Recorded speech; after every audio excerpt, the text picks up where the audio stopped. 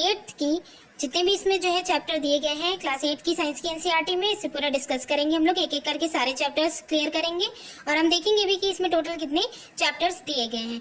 तो स्टार्ट करने से पहले एक चीज़ आपको बता दें, अगर आप लोग किसी भी तरीके के कॉम्पिटेटिव एग्जाम्स यूपीएससी या यूपीएससी की तैयारी कर रहे हैं उसमें भी एनसीईआरटी बहुत ही ज़्यादा इंपॉर्टेंट है। और अगर आप लोग सुपर टेट या टेट की तैयारी कर रहे हैं और सीटेट की तैयारी कर रहे हैं, इसमें अगर जूनियर आप लोग ने ले रखा है जिसमें साइंस साइड से जो भी लोग हैं उन लोगों के लिए तो बहुत ही ज़्यादा इंपॉर्टेंट है। और जो है 6 to 7 जो हम लोग ने 6 से 7th क्लास में जो हम लोग ने पढ़ा, तो हमने ये देखा कि एनसीईआरटी में हर कुछ चैप्टर ऐसे हैं जो लगभग इंटर तक के हमको 6 to इंटर तक के लगभग हमको वो कुछ ना कुछ सिमिलैरिटीज मिलती जाएंगी, लेकिन हमने ये देखा कि हर क्लास में उसका लेवल सिर्फ इंक्रीज हुआ है।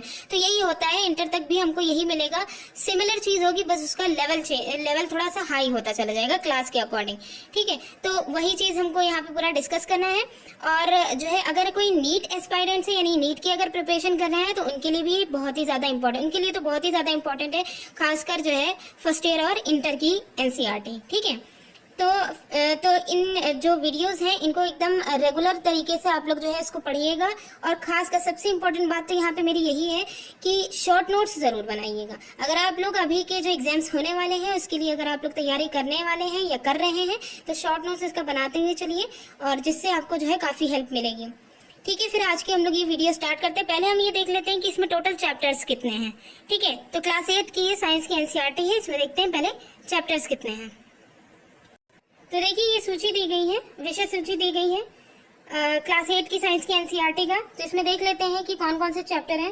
तो देखिए पहला जो चैप्टर है इसमें है फसल उत्पादन एवं प्रबंध, दूसरे में है सूक्ष्म जीव मित्र एवं शत्रु, थर्ड में है संश्लेषित रेशे और प्लास्टिक। संश्लेषित जो रेशे हैं इसे हम लोग ने क्लास 6 में भी पढ़ा था, क्लास 7 में भी पढ़ा था और उनका लेवल इंक्रीज होता गया था। अब इसमें देखते हैं कि इसका क्या लेवल रहता है। इसके बाद है पदार्थ, धातु और अधातु, इसे हम लोग ने पिछले क्लासेस में भी डिस्कस किया था। नेक्स्ट जो अध्याय 5 है उसमें है कोयला और पेट्रोलियम, 6 में है दहन और ज्वाला, 7th में है पौधे एवं जंतुओं का संरक्षण, 8th में है 8 चैप्टर जो है वो कोशिका संरचना एवं प्रकार, 9th में है जंतुओं में जनन। नेक्स्ट है चैप्टर 10 में है अध्याय 10 में किशोर की ओर, और 11 में है बल तथा दाब, 12th में है घर्षण, 13 चैप्टर में है ध्वनि, 14 में है विद्युत धारा के रासायनिक प्रभाव, 15 में है कुछ प्राकृतिक घटनाएं और 16 में है प्रकाश, 17 में है तारे एवं सौर परिवार और 18 में है वायु तथा जल प्रदूषण। तो देखा जाए तो 7th क्लास में भी जो है 18 चैप्टर थे और यहाँ पे जो है 8th क्लास है इसमें भी टोटल 18 चैप्टर है। तो एक एक करके सारे जो है डिस्कस करेंगे। ठीक है, तो आज की वीडियो में हम लोग पहला चैप्टर जो है उसे हम लोग डिस्कस करेंगे। तो देखिए जो पहला चैप्टर है हमारा वो है फसल उत्पादन एवं प्रबंधन। ठीक है, तो इसमें इस चैप्टर में एक एक करके हम लोग, और ये चैप्टर बहुत ही ज्यादा इंपॉर्टेंट है अगर एग्जाम्स की दृष्टि से देखा जाए तो ये इससे अक्सर करके क्वेश्चंस बहुत ज्यादा आते हैं, यूपीएससी में तो बहुत ही ज्यादा आते हैं। तो कोशिश करिएगा जब ये चैप्टर आप लोग देख रहे होंगे तो इसे शॉर्ट नोट्स जरूर बनाते हुए चलिएगा। ठीक है, तो फिर इस चैप्टर को स्टार्ट करते हैं। देखिए पहला है कि ग्रीष्म अवकाश में जब जो है गर्मियों की छुट्टी होती है तो उसमें पहेली और बूझो अपने चाचा के घर गए। उनके चाचा एक किसान हैं। एक दिन उन्होंने खेत में कुछ औजार देखे, जैसे कि खुरपी, दराती, बेलचा, हल इत्यादि। इस तरीके के जो कुछ औजार जो हैं इन लोगों ने खेत में देखे। तो बूझो का एक क्वेश्चन है, वो जानना चाहता है कि हम इन औजारों का उपयोग कहाँ और कैसे करते हैं। ठीक है, तो उसे देखते हैं। आप पढ़ चुके हैं कि सभी सजीवों को भोजन की आवश्यकता होती है। पौधे अपना भोजन स्वयं बना सकते हैं। क्या आपको याद है कि हरे पौधे अपना भोजन किस प्रकार संश्लेषण करते हैं? तो ये प्रकाश संश्लेषण की प्रक्रिया के द्वारा ये बनाते हैं। मनुष्य सहित सभी जंतु भोजन बनाने में असमर्थ हैं। मनुष्य के अलावा और जितने भी जंतु हैं वो अपना स्वयं भोजन नहीं बना सकते हैं। तो जंतुओं की भोजन का स्रोत क्या है? तो ये जो जंतु होते हैं वो या तो पौधों पर निर्भर करते हैं या फिर उन जंतुओं पर निर्भर करते हैं जो कि शाकाहारी होते हैं। परंतु हम भोजन ग्रहण ही क्यों करते हैं? तो यहाँ पे ये क्वेश्चन है, बहुत अच्छा है और इसे हम लोग पहले भी डिस्कस कर चुके हैं। तो देखते हैं। आप जानते हैं कि सजीव भोजन से प्राप्त ऊर्जा का उपयोग विभिन्न जैविक प्रक्रम, जितने भी जैविक प्रक्रम हैं जैसे कि पाचन, डाइजेशन, श्वसन, उत्सर्जन के संपादन में करते हैं। जब ये सारी जो प्रोसेस होती है, डाइजेशन की होती है, रेस्पिरेशन की होती है या एक्सक्रीशन की होती है, तो इसमें ऊर्जा यानी एनर्जी की जरूरत होती है। एनर्जी हमें कहाँ से मिलती है? तो हम अपना भोजन, पौधों अथवा ये जो हमें एनर्जी मिलती है वो भोजन से मिलती है, जो भी हम लोग फूड जो है लेते हैं, और हम अपना भोजन पौधों अथवा जंतुओं या दोनों से ही प्राप्त करते हैं। ठीक है, तो जो मनुष्य होते हैं वो पौधों और जंतु दोनों से ही जो है अपना भोजन प्राप्त करते हैं। अब यहाँ पे इनका फिर से एक और है क्वेश्चन है कि क्योंकि हम सभी को भोजन की आवश्यकता होती है, अतः हम अपने देश के इतने अधिक लोगों को भोजन किस प्रकार उपलब्ध करा सकते हैं। तो यहाँ पे बूझो का ये एक प्रश्न है कि जो है हम सभी को, जितने भी मनुष्य हैं, ठीक है, हमारे देश में जितने मनुष्य रह रहे हैं लगभग सभी को ही जीवन जीने के लिए भोजन की आवश्यकता होती है। तो इतनी तादाद, इतनी ज्यादा जनसंख्या है, तो उनको हम इतनी बड़ी तादाद में कैसे भोजन जो है मतलब उनको उपलब्ध करा सकते हैं। तो यहाँ पे पहेली ने उसका आंसर दिया है कि भोजन का बड़े स्तर पर उत्पादन करना आवश्यक, मतलब कि उनकी भोजन की अगर पूर्ति अगर करनी है, जो जनसंख्या की इतनी वृद्धि है, उन सभी की अगर भोजन की पूर्ति करनी है तो उसके लिए भोजन का बड़े स्तर पर उत्पादन जरूरी है। तो वो कैसे है? एक विशाल जनसंख्या को भोजन प्रदान करने के लिए इसका नियमित उत्पादन, उचित प्रबंधन एवं वितरण आवश्यक है। मतलब कहने का है कि अगर एक बड़ी और विशाल जनसंख्या है, उसको अगर भोजन प्रदान करना है तो उसके लिए उसका नियमित उत्पादन होना चाहिए, उसका सही तरीके से उसकी प्रोडक्शन होना चाहिए, उसका प्रबंधन होना चाहिए, पूरा मैनेजमेंट, क्या क्या चीजें, खाली प्रोडक्शन ही जरूरी नहीं है, उसमें बहुत सारी चीजें, बहुत प्रोसेस होती हैं, एवं उसका वितरण, और फिर उसके जो है अगर हमको भोजन मिल जा रहा है, यानी कि फसल हमको प्राप्त हो जा रही है, जो भी भोजन के रूप में जो कुछ भी हमको प्राप्त हो रहा है, वो प्राप्त होने के बाद उसका वितरण कैसे करना है, ये भी बहुत बड़ी बात है। ठीक है, तो उस पर ये भी ध्यान देना है। तो इन सारी चीजों पे हम ध्यान देंगे। तो सबसे पहले हमारी जो हेडिंग है वो है कृषि पद्धतियां। तो इसमें देख लेते हैं, लगभग 10,000 ईसा पूर्व तक मनुष्य घुमंतु थे। 10,000 ईसा पूर्व तक के मनुष्य जो है घूम घूम करके अपनी जो जरूरतें थी उनको पूरा करते थे। वे एक स्थान से दूसरे स्थान तक भोजन एवं आवास की खोज में ही समूह में विचरण करते थे। ग्रुप में, पूरे कबीले के रूप में वो एक स्थान से दूसरे स्थान पर जो है वो भ्रमण करते थे। किस लिए? भोजन और आवास की खोज में। वे कच्चे फल और सब्जियां खाते थे और उन्होंने भोजन के लिए जंतुओं का शिकार करना प्रारंभ किया। वो पहले क्या खाते थे? कच्चे फल खाते थे और सब्जियां खाते थे। फिर उसके बाद धीरे धीरे उन लोगों ने जंतुओं का शिकार करना प्रारंभ किया। कालांतर में खेती कर चावल, गेहूं एवं अन्य खाद्य फसलों को उत्पादित कर सकें। और फिर उसके बाद धीरे धीरे जैसे जैसे समय बीतता गया, डेवलपमेंट बढ़ी, तो फिर वो लोग कालांतर में क्या हुआ कि वो खेती करने लगे। खेती से वो चावल, गेहूं और अन्य जितने भी खाद्य फसलें हैं उनका उत्पादन वो कर सकें। इस प्रकार ही कृषि का प्रारंभ हुआ। तो यानी कि कृषि का जो प्रारंभ हुआ है वो इसी वजह से हुआ है। तो आगे देखते हैं, जब एक ही किस्म के पौधे किसी स्थान पर बड़े पैमाने पर उगाए जाते हैं तो इसे ही हम फसल कहते हैं। बूझो का जो क्वेश्चन था उसका आंसर भी यहाँ पे कंप्लीट हो जाता है कि अगर हमें जो है बड़ी सी जनसंख्या, विशाल जनसंख्या है, उसको भोजन की पूर्ति करानी है तो इसके लिए हमें उत्पादन व्यवस्था और उसका वितरण वगैरह सब कुछ हमको उसको बढ़ाना होगा। तो उनको बढ़ाने के लिए हमें क्या करना होगा कि जो है पौधे या भोजन की पैदावार को हमको बढ़ाना होगा। तो वही यहाँ पे कहा गया है, जब एक ही किस्म के पौधे किसी स्थान पर बड़े पैमाने पर उगाए, एक ही किस्म के पौधे किसी स्थान पर बड़े पैमाने पर उगाए जाते हैं तो इसी को हम क्या कहते हैं? फसल कहते हैं। उदाहरण के लिए जैसे गेहूं की फसल का अर्थ कि खेत में उगाए जाने वाले सभी पौधे गेहूं की फसल वही कही जाएगी जिसमें खेत में उगाने वाले जितने भी पौधे हैं वो सब किसके हों? गेहूं के हों। आप जानते हैं कि फसलें विभिन्न प्रकार की होती हैं, अलग अलग तरीके की होती हैं, जैसे कि अनाज की अलग होती हैं, सब्जियों की अलग होती हैं, फल की अलग होती हैं। जिस मौसम में ये पौधे उगाए जाते हैं उसके आधार पर हम फसलों का वर्गीकरण कर सकते हैं। यानी कि सभी जो फसलें हैं वो एक ही मौसम में नहीं होती हैं, अलग अलग मौसम के हिसाब से फसलों का जो है उत्पादन होता है। ठीक है, तो उनके आधार पर ही फसलों का वर्गीकरण भी किया जाता है, मौसमों के आधार पर। अब जैसे यहाँ पे है कि भारत एक विशाल देश है, यहाँ ताप, टेम्परेचर, आर्द्रता और वर्षा जैसी जलवायु परिस्थितियां एक क्षेत्र से दूसरे क्षेत्र में भिन्न है। अब भारत खुद ही इतना विशाल देश है तो वहाँ पे जो टेम्परेचर है, ह्यूमिडिटी और वर्षा है, वो ये जो है जलवायु की जो परिस्थितियां हैं वो एक क्षेत्र से दूसरे क्षेत्र में अगर जाएं तो ये अलग अलग हैं। अतः देश के विभिन्न भागों में विविध प्रकार की है। तो हम देखें कि अगर देश के अलग अलग भागों में अगर देखें तो ये जो परिस्थितियां हैं वो सब जगह अलग अलग तरीके की दिखाई देती हैं। तो इसी के अकॉर्डिंग ही इन परिस्थितियों के अकॉर्डिंग ही फसलें भी उगाई जाती हैं और इस विविधता के बावजूद मोटे तौर पर फसलों को दो वर्गों में बांटा जा सकता है। इतनी बड़ी विविधता है, इतनी बड़ा डिफरेंस है, फिर भी जो अगर मोटे तौर पे देखा जाए तो जो फसल है उनको दो वर्गों में बांटा गया है। वो कौन कौन सी है? पहली जो होती है वो खरीफ की फसल होती है, खरीफ की क्रॉप होती है। दूसरी जो होती है वो रबी की क्रॉप। अगर आप शॉर्ट नोट्स बना रहे हैं तो इनको नोट डाउन जरूर करिएगा कि खरीफ की फसलों में कौन सी आती है और रबी की फसल में कौन सी आती है। वह फसल जिन्हें वर्षा ऋतु में बोया जाता है। वर्षा ऋतु में जो फसलें बोई जाती हैं वो खरीफ फसल कहलाती हैं। जैसे कि भारत में जो वर्षा ऋतु होती है वो सामान्यतः जून से सितंबर तक की होती है। तो ये क्वेश्चन बहुत ही इंपॉर्टेंट है कि ये इस तरीके से पूछ सकते हैं कि कपास की खेती कब से कब तक की हो सकती है, ठीक है, और वो किस फसल के अंतर्गत आती है। तो वर्षा ऋतु जो होती है वो जून से सितंबर तक की चलती है, ठीक है। और इसमें जो फसलें उगाई जाती हैं वो है धान, मक्का, सोयाबीन, मूंगफली, कपास इत्यादि। ये सब खरीफ की फसलें हैं, ठीक है। इसके बाद है रबी की फसल।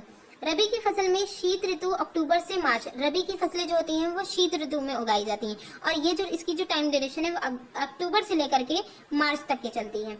इसमें फसलें जो होती हैं वो इन फसलों को रबी की फसलें कहते हैं। इनमें जो आती हैं कौन कौन सी? गेहूं है, चना है, मटर है, सरसों, अलसी, रबी, ये सभी जो है रबी की फसल के उदाहरण हैं। अगर देखा जाए कि जो खरीफ की फसलें हैं वो बोई कब जाती हैं? वो वर्षा ऋतु में बोई जाती हैं, यानी कि इनकी बोने की जो टाइमिंग है वो वर्षा ऋतु होती है, यानी कि जून से सितंबर तक के। और फिर इनकी जो कटाई होती है ये यही ठंडियों में ही होती है, जब जो है इसकी एक महीने का डिफरेंस खाली होता है। और फिर जो रबी की फसलें होती हैं वो शीत ऋतु में जो है ये उगाई जाती हैं।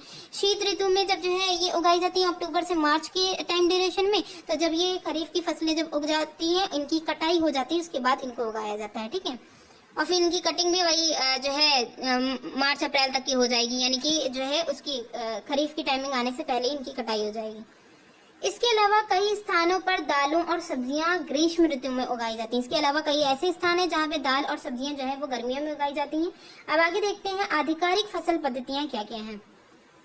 तो बुझो का एक क्वेश्चन है कि धान को शीत ऋतु में क्यों नहीं उगाया जा सकता। धान यानी चावल जो है उसको शीत ऋतु में, ठंडियों में, अक्टूबर टू मार्च का जो टाइम होता है इसमें क्यों नहीं उगाया जा सकता। तो पहेली ने इसके क्वेश्चन का आंसर दिया है कि जो धान होता है यानी चावल होता है उसको बहुत अधिक पानी की आवश्यकता होती है, अतः इसे केवल वर्षा ऋतु में ही उगाया जा सकता है। वर्षा ही ऋतु ऐसी कंडीशन होती है जिसमें इसको जो है जो धान की जो फसल होती है उसको आसानी से पानी प्रोवाइड हो सकता है, जल उसको प्रोवाइड हो सकता है। इस वजह से उसकी जो मेन रिक्वायरमेंट है धान की फसल की वो यहाँ पे पूरी हो जाती है। फसल उगाने के लिए किसान को अनेक क्रियाकलाप सामयिक अवधि में करने पड़ते हैं। एक टाइम ड्यूरेशन के अकॉर्डिंग उनको जो क्रियाकलाप हैं, जो भी इनको जो है वर्किंग करनी होगी फसल उगाने से लेकर के पूरी जो है टाइमिंग तक के, तो उसमें जो है कई जो क्रियाकलाप हैं वो टाइमिंग के अनुसार होते हैं। आप देखेंगे कि ये क्रियाकलाप उस प्रकार के हैं जिनका उपयोग माली अथवा आप सजावटी पौधे उगाने के लिए करते हैं। ये जो क्रियाकलाप जो खेतों में जो किसान है वो करेंगे, ये उसी तरीके से हैं जिस तरीके से जो माली होते हैं वो अपने जो है फूल जो पेड़ पौधे जो होते हैं उनको जो है उगाने में उनमें यूज करते हैं, या फिर जो हम सभी लोग सजावटी पौधे जो अपने घरों में लगाते हैं उनके लिए करते हैं। ये क्रियाकलाप अथवा कार्य कृषि पद्धतियां जो आगे दिए गए, कृषि पद्धतियां जो है उनके अंतर्गत ये सारे क्रियाकलाप आते हैं। तो आगे देखते हैं कौन कौन सी पद्धतियां इसमें सम्मिलित हैं। तो देखिए इसमें सबसे पहले हमें क्या करना है, मिट्टी को तैयार करना है। यानी कि जब भी हम कोई भी फसल उगाएंगे या फिर कोई भी बाग में कोई भी जो है या बाग लगा रहे होंगे, ठीक है, तो उसके लिए हमें सबसे पहले, या कोई पेड़ लगा रहे होंगे तो हमें क्या क्या करना होगा। सबसे पहले हम क्या करेंगे, मिट्टी को तैयार करेंगे, यानी कि प्रिपरेशन करेंगे सॉइल का। उसके बाद जब मिट्टी पूरी तैयार हो जाएगी उसके बाद हम बुआई करेंगे, सोविंग करेंगे, ठीक है। अब सीड के द्वारा अगर जो है पेड़ उग रहा है, या फिर जो फसलें जो होती है मोस्टली उसमें सीड के द्वारा ही उनका जो है जो पेड़ जो होते हैं वो उगाए जाते हैं, ठीक है। तो फिर इसके बाद क्या करेंगे, बुआई होगी, ठीक है, सोविंग होगी। उसके बाद खाद एवं उर्वरक देना, नेक्स्ट होगी इसमें खाद और उर्वरक देना जो जरूरी चीजें होंगी। उसके बाद सिंचाई होगी, ठीक है। सिंचाई में मतलब इरिगेशन के प्रोसेस में जो जो जरूरत, मतलब जिन जिन फसलों को पानी की जरूरत होगी वो यहाँ पे की जाएगी। उसके बाद खरपतवार से सुरक्षा, यानी कि काफी समय तक के जो है अनवांटेड जो पेड़ निकल आते हैं, जो कि जो है पौधों की जो फसलें होती हैं उनकी ग्रोथ में बाधा डालते हैं, क्योंकि जो है उन पौधों को भी बड़ा होने के लिए वही नरिशमेंट चाहिए होता है जो है फसलों को, जो मतलब कि जो फसल हमको चाहिए उनको चाहिए होता है, तो उनकी मतलब ग्रोथ में ये बाधा डालते हैं। तो इसलिए खरपतवार से सुरक्षा की जाएगी फसल को। उसके इसके बाद फिर जब इस तरीके से मतलब ये टाइम ड्यूरेशन जब पूरी कंप्लीट हो जाएगी, फिर फाइनली आएगी कटाई की प्रोसेस। हार्वेस्टिंग जब पूरी हो जाएगी, इसके बाद अब हार्वेस्टिंग के बाद हमें फसल जो है अनाज के रूप में हमको पूरी मिल जाएगी, जैसे गेहूं के रूप में, जैसे चावल के रूप में, ठीक है। अब उनका हमें भंडारण कर लेना है, तो लास्ट में जो होगा वो भंडारण होगा, ठीक है। तो अब एक एक करके सारे जो स्टेप्स हैं इनको हम डिस्कस करते हैं। तो देखिए हमारा जो पहला स्टेप है वो है मिट्टी तैयार करना। तो प्रिपरेशन ऑफ सॉइल में क्या है, फसल उगाने के लिए पहले मिट्टी तैयार करना प्रथम चरण है। मिट्टी को तैयार करना बहुत ज्यादा जरूरी होता है, क्योंकि इसमें जो है काफी सारी चीजें हमें ध्यान में रखनी होती हैं। सबसे पहले हमें क्या करना है, मिट्टी को पलटना तथा इससे पोला बनाना कृषि का अत्यंत महत्वपूर्ण कार्य है। पोला बनाने की जो है प्रोसेस में क्या होता है, पोर्स हो जाए यानी भुरभुरी हो जाए मिट्टी, उस तरीके का हमें इसमें करना है। इससे जड़ें भूमि में गहराई तक की जा सकती हैं, क्योंकि जब जो है मिट्टी जो है वो भुरभुरी होती है या पोली होती है, तो जड़ों को नीचे तक की गहराई तक जाने में कोई भी बाधा नहीं आती है, बीच में कोई रुकावट नहीं होती है। पोली मिट्टी में गहराई में धसी जड़ें भी सरलता से शोषण कर सकती हैं, क्योंकि जो पोली मिट्टी होती है उनके बीच में इतना स्पेस होता है कि जो है वो इजीली जो है वो शोषण कर सकती हैं। पोली मिट्टी किस प्रकार पौधों की जड़ों को सरलता से शोषण करने में सहायक होती है। पोली मिट्टी जो होती है वो यहाँ पे क्वेश्चन पूछा गया कि किस प्रकार वो शोषण करने में पौधों में सहायक होती है, तो इसे देखते हैं। नेक्स्ट है पोली मिट्टी मिट्टी में रहने वाले केंचुए और सूक्ष्म जीवों की वृद्धि करने में भी सहायता करती है। पोली मिट्टी का और एक काम यहाँ पे है कि जो मिट्टी में रहने वाले जो केंचुए हैं या फिर जितने भी सूक्ष्म जीव हैं उनकी वृद्धि करने में भी सहायता करती है, क्योंकि उनको जो है रहने की एक फ्री स्पेस मिल जाता है ना, तो इसलिए उनका जो है उनकी वृद्धि भी बढ़ने लग जाएगी। यह जीव किसानों के मित्र होते हैं, जैसे केंचुआ है या सूक्ष्म जीव जो हैं ये किसानों के मित्र होते हैं, क्योंकि ये मिट्टी को और पलटकर पोला कर देते हैं। हमने ये देखा, हमने ये पढ़ा भी है पिछले अध्याय में कि जो केंचुआ होता है वो मिट्टी को पोला करने का काम करता है, ठीक है। तो इसके अलावा तथा ह्यूमस बनाते हैं, और साथ ही साथ ये ह्यूमस बनाने का भी, खाद बनाने का भी ये काम करते हैं। परंतु मिट्टी को पलटना और पोला करना आवश्यक क्यों है, ये क्वेश्चन काफी देर से हम सबके माइंड में आ रहा था कि मिट्टी को जो पोला किया जा रहा है उसके लिए रीजन क्या है, आखिर उसको जो है इसका जो भुरभुरा करने की जो प्रोसेस है उसके लिए जरूरी क्यों है ये। तो आप पिछली कक्षा में ये पढ़ चुके हैं कि मिट्टी में खनिज, जल, वायु तथा कुछ सजीव होते हैं। मिट्टी में ये सारी चीजें उपस्थित होती हैं, और कुछ सजीव यानी सूक्ष्म जीव भी होते हैं, और सूक्ष्म जीवों के अलावा कुछ जैसे केंचुए वगैरह जो होते हैं ये सब भी होते हैं। इसके अतिरिक्त मृत पौधे एवं जंतु भी मिट्टी में पाए जाते हैं, और जो है मिट्टी में पाए जाने वाले जीवों द्वारा अपघटित होते हैं। ये जो मृत पौधे और जंतु जो होते हैं, मिट्टी में पाए जाने वाले जो सूक्ष्म जीव होते हैं, इनके द्वारा ये अपघटित होते हैं। इस प्रक्रम में मृत जीवों में पाए जाने वाले जितने भी पोषक होते हैं, पोषक तत्व होते हैं, वो मिट्टी में निर्मुक्त हो जाते हैं, उनमें जो है इसमें फ्री हो जाते हैं। ये पोषक पौधों द्वारा अवशोषित कर लिए जाते हैं। फिर ये जो पोषक तत्व होते हैं ये पौधों द्वारा अवशोषित कर लिए जाते हैं, क्योंकि जो ऊपरी परत के कुछ सेंटीमीटर की मिट्टी ही पौधों की वृद्धि में सहायक होती है। क्योंकि हमने ये पढ़ा था कि ह्यूमस क्या होती है, ह्यूमस मिट्टी की ऊपरी लेयर होती है जिसमें ये सारे पोषक तत्व जो है मरी हुई या जो है डेड लीव्स होती हैं या डेड एनिमल्स होते हैं, इनका अपघटन होने के बाद जो भी पोषक तत्व मिट्टी में मिलते थे ये ऊपरी परत पे ही रहते हैं। इसे उलटने पलटने पर अभी क्या है कि ये जो पोषक तत्व हैं वो खाली ऊपरी जो लेयर है उसी में ही है। जब इनको उलट पलट दिया जाता है तो ये सारे जो पोषक तत्व होते हैं ये पूरी मिट्टी में मिल जाते हैं। तो इस प्रकार पौधे इन पोषक पदार्थों का उपयोग अब कर सकते हैं इजिली और अच्छे से कर सकते हैं। अतः मिट्टी को उलटना पलटना एवं पोला करना, उलट पलट करना या फिर एकदम पोला करना फसल उगाने के लिए अत्यंत महत्वपूर्ण है। तो इस प्रकार जो प्रिपरेशन किया जा रहा था सॉइल का, तो हमने देखा कि वो जो है जो मिट्टी का जो प्रिपरेशन हो रहा था, सॉइल का प्रिपरेशन जो हो रहा था, ये कितना जरूरी है खेती के लिए, ठीक है, पूरी एक फसल के लिए कितना ज्यादा इंपॉर्टेंट है। आगे देखते हैं, मिट्टी को उलटने पलटने एवं पोला करने की प्रक्रिया जुताई कहलाती है। यहाँ पे एक चीज ये भी देखना है कि आखिर जो है जुताई की जो प्रोसेस है ये क्या होती है। तो जुताई करना ही यही होता है कि जो है मिट्टी को भुरभुरा करना या उसे पोला करना, ठीक है। इसे हल चला करके करते हैं। ये जो प्रोसेस होती है वो हल चला करके की जाती है। हल लकड़ी अथवा लोहे के बने होते हैं। हल जो होते हैं वो या तो लकड़ी के बने होते हैं या फिर लोहे के बने होते हैं। यदि मिट्टी अत्यंत सूखी है तो जुताई के से पहले इसे पानी देने की आवश्यकता भी पड़ सकती है। जैसे कभी कभी सूखा पड़ जाता है जिन जगहों पर, तो वहां पे अगर खेती करनी होती है तो पहले उनको पानी उन जमीनों में पहले पानी डाल करके उनको थोड़ा सा जो है मतलब सॉफ्ट किया जाता है। उसके बाद जो है पानी की मतलब जरूरत पड़ती है। जुते हुए खेत में मिट्टी के बड़े बड़े ढेले भी हो सकते हैं। कभी कभी क्या होता है कि जुते हुए जो खेत होते हैं इसमें बड़े बड़े ढेले भी हो सकते हैं। इन्हें एक पाटल की सहायता से तोड़ना आवश्यक होता है। पाटल की सहायता से उसे तोड़ा जाता है। ताकि जो है इन मोटे मोटे जो ढेले हैं इनके भी भुरभुरे बनाए जा सके। अब यहाँ पे है बुआई एवं सिंचाई, यानी कि यहाँ पे जो सोइंग और इरिगेशन की जो प्रोसेस है उसके लिए खेत को समतल करना आवश्यक है। ठीक है, ये वाली जो दोनों प्रोसेस हैं कि इरिगेशन के लिए और बुआई के लिए, इन दोनों के लिए खेत जो है उसको जो है एक जैसा समतल करना जरूरी है, उबड़ खाबड़ नहीं होना चाहिए। यह कार्य पाटल द्वारा किया जाता है। जैसे अभी पाटल की हम जो है यूज कर रहे थे कि उसके द्वारा एक जो बड़े बड़े ढेले रह जाते हैं मिट्टी के, उनको तोड़ करके इनको बराबर किया जाता है ताकि जो मिट्टी है खेत की जो है जमीन है वो बराबर रहे। ठीक है, और उसके लिए जो है ये इसलिए भी जरूरी है ताकि बुआई और सिंचाई की जो प्रोसेस होती है उसमें किसी भी तरीके की कोई रुकावट ना आए और जो भूमि है वो समतल एकदम बनी रहे। इसके अलावा कभी कभी जुताई से पहले खाद दी जाती है। कभी कभी क्या होता है कि ये जुताई जो पोली करने की जो प्रोसेस होती है इससे पहले खाद डाली जाती है। ठीक है, यानी कि इसमें जो हम लोग ने देखा था फर्टिलाइजर्स या मैन्यूर्स जो डाले जा रहे थे, ये इसलिए भी डाला जाता है, इसे भी देख लेते हैं कि जुताई के समय खाद मिट्टी में भली भांति मिल जाती है और बुआई से पहले खेत में पानी दिया जाता है। कहने का मतलब ये है कि खाद का पहले मिलाने का मेन मकसद यही होता है कि खाद में जितनी भी जो पोषक उर्वरक वगैरह जो उसमें डाले जाते हैं वो इजिली मिट्टी में पूरी तरीके से मिल जाते हैं जब उसकी जुताई होती है। ठीक है, ऊपर नीचे सब हो जाते हैं तो इजिली अंदर तक के मिल जाते हैं। तो इससे क्या होता है कि उनको जो है अच्छी मात्रा में जुताई के समय खाद में ये अच्छी तरीके से ये मिल जाते हैं और फिर उसके बाद बीज बोने से पहले जुताई करने के बाद पानी डाल दिया जाता है। ठीक है, तो बुआई से पहले खेत में थोड़ा सा पानी फुहारा वगैरह कुछ करके ऐसे डाल दिया जाता है। अब देखते हैं कृषि के औजार कि कृषि में कौन कौन से औजार यूज होते हैं, तो उन्हें देख लेते हैं इंस्ट्रूमेंट कौन कौन से यूज होंगे। अच्छी उपज के लिए बुआई से पहले मिट्टी को भुरभुरा करना आवश्यक है, जो भी हमने देखा कि मिट्टी को पोली करना, प्रिपेयर करना मिट्टी को। ठीक है, उसके बाद यह कार्य अनेक औजारों से किया जाता है। अब जैसे यहाँ पे है हल है, कुदाली है, कल्टीवेटर है, इस कार्य में उपयोग किए जाने वाले ये सब प्रमुख औजार हैं। ठीक है, इसके बाद है जैसे यहाँ पे दिया गया है ये जो है ये हल शाफ्ट दिखाया गया है। ठीक है, हल का जैसे यहाँ पे मिट्टी को पोली करने के लिए हल का भी जो है बहुत ही इम्पोर्टेंट रोल होता है। ठीक है, तो उसमें देखते हैं कि ये जो है हल शाफ्ट जो है इसमें क्या क्या चीजें होती हैं।